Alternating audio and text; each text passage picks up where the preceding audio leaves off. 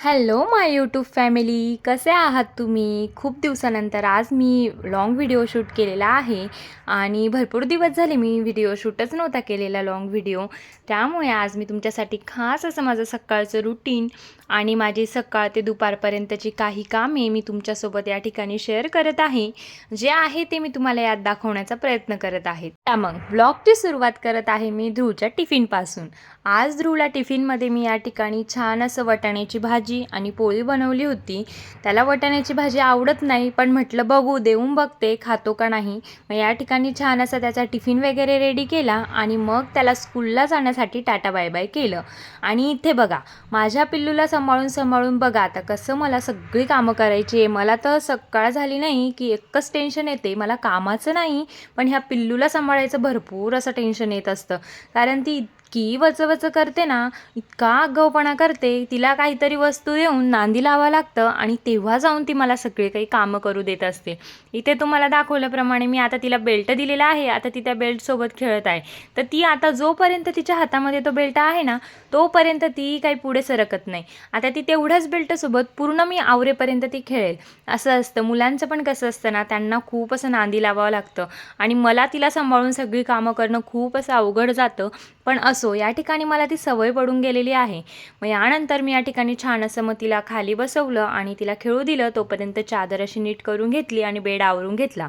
Bed आवरायला खूप वेळ लागून जातो, कारण बेड खूप मोठा असल्यामुळे त्याला चादर टाकण्यातच माझा भरपूर असा वेळ जातो.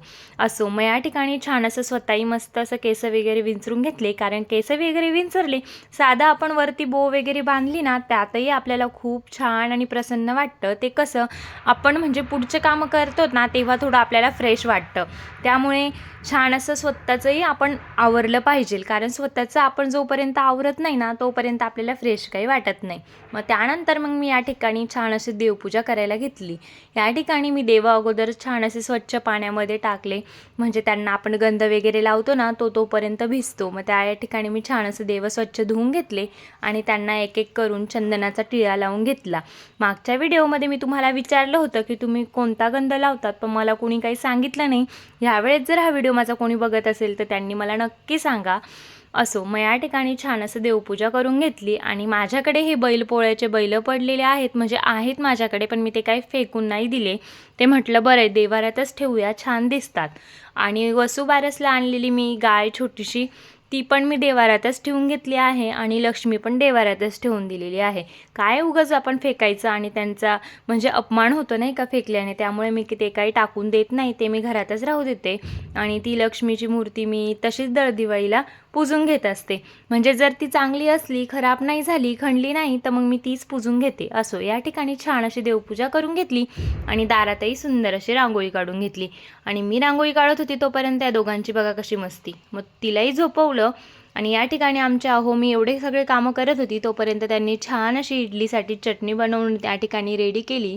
मग त्यानंतर मी या ठिकाणी फटाफट अशा इडली लावून घेतली आणि त्यानंतर आम्ही इडलीचं जेवण करून घेतलं. असं तुम्ही म्हणाल इडलीचं जेवण कोण करतं? तुम्ही सगळेजण इडलीचं नाश्ता वगैरे करत असाल, पण आमच्या घरी कसं असतं, आमचं खाणं म्हणजे एकदम असं थोडं असतं, त्यामुळे इतकं काही जास्त लागत नाही. त्यामुळे आमचं इडलीनेच पोट भरून जातं.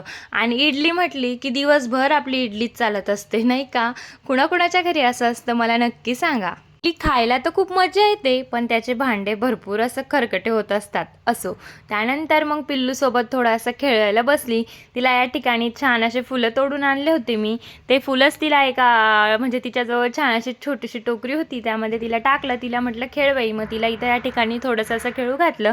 आपले मुलं आहेत तर आपल्यालाच त्यांच्याबरोबर खेळावं लागेल, कारण की त्यांच्यासोबत कोण टाईम स्पेंड करेल नाही का? त्यांना पण थोडा वेळ आपल्याला द्यावाच लागतो. या ठिकाणी मग तिच्यासोबत छान असं खेळत होती मी. तिलाही खूप मज्जा येत होती.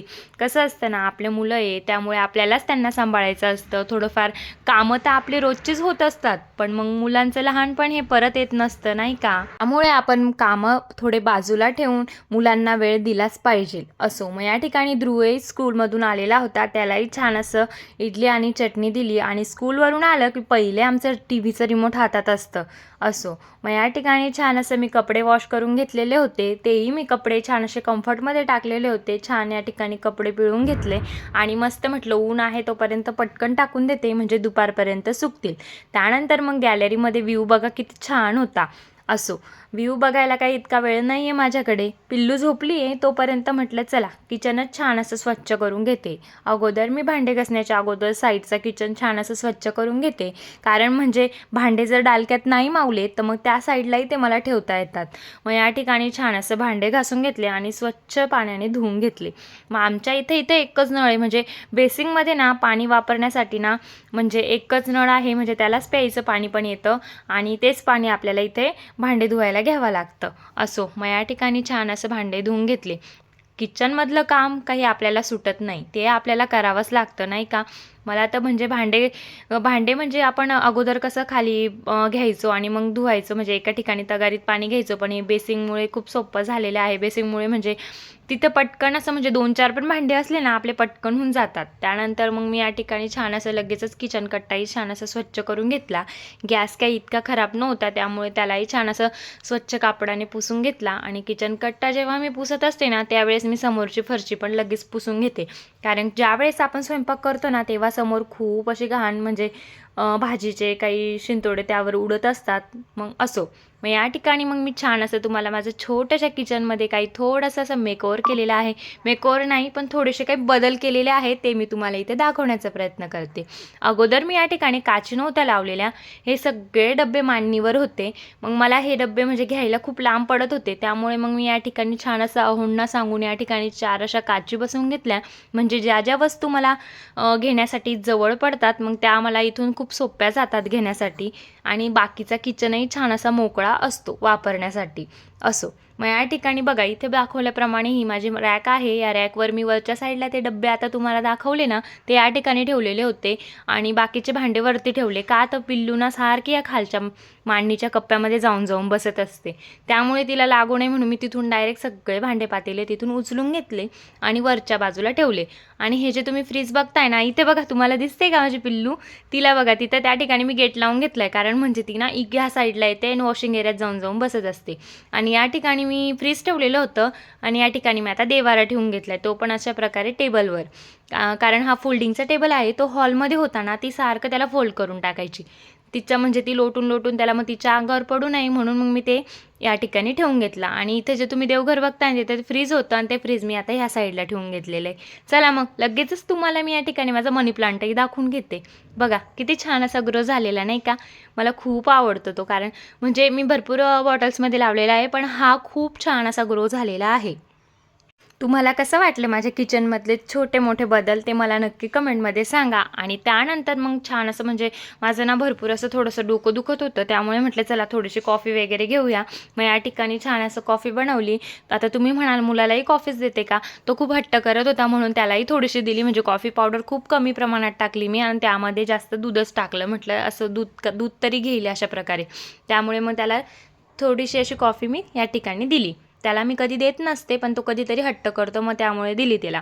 आणि इथे बघा आमच्या पिल्लूची कशी मस्ती चालू होती, तिला ह्या काचमधून बघायला खूप मज्जा येते. असो, मग या ठिकाणी छान असं कॉफी घेतली आणि निवांत गॅलरीमध्ये बसून कॉफी प्यायला किती छान वाटतं नाही का. असं, मग या ठिकाणी पिल्लू बघा, तिला कॅमेरा बघितला की तिला खूप मस्त्या सुचत असतात, खूप बडबड तिला या ठिकाणी करू वाटते. असो, मग तुम्हाला माझा व्लॉग कसा वाटला मला नक्की सांगा. आणि तुम्हाला जर माझा व्हिडिओ आवडला असेल तर चॅनलला नक्की सबस्क्राईब करा.